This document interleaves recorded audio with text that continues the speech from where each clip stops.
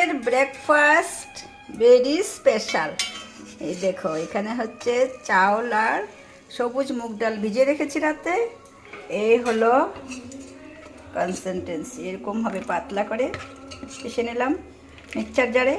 এখানে দিয়েছি লঙ্কা, লবণ আর একটু ধনে জিরের গুঁড়ো আর একটু আদা, বিশেষ কিছু নয়।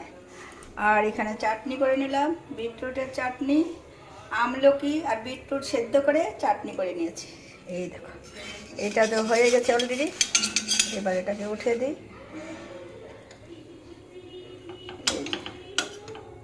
হয়ে গেছে, তাহলে আরেকটা দিয়ে দেবো।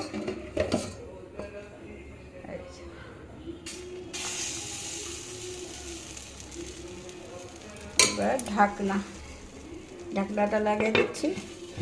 বাস, এটাও হয়ে যাবে এখন।